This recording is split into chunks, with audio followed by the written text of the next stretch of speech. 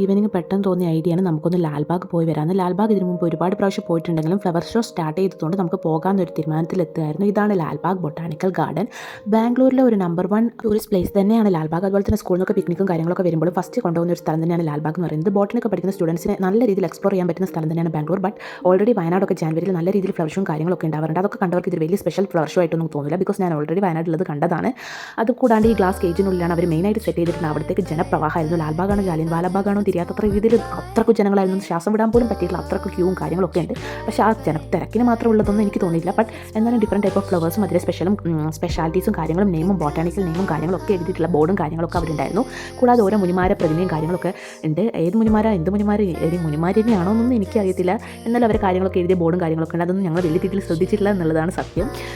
Sunday ആയതുകൊണ്ട് തന്നെയാണോ എന്നറിയില്ല, ഒരാൾക്ക് 100 rupees വെച്ചാണ് എൻട്രി ഫീസ് വാങ്ങുന്നത്. സൗത്തിൽ നിന്നുള്ളതിനേക്കാളും നോർത്തിൽ നിന്നുള്ള ആൾക്കാരുടെ ഒരു പ്രവാഹമായിരുന്നു ഞങ്ങൾ അന്ന് കണ്ടിരുന്നത്.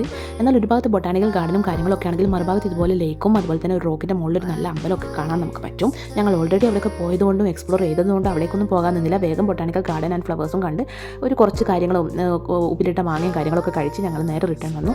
ലാസ്റ്റ് സ്റ്റോപ്പ് ഞങ്ങളടുത്ത് തന്നെ ആയതുകൊണ്ട് വലിയ തിരക്കും കാര്യങ്ങളൊന്നും ഞങ്ങളടുത്തേക്കുള്ള മെട്രോയിൽ കാണാൻ പറ്റില്ല. അപ്പോൾ എല്ലാവർക്കും ബൈ ബൈ.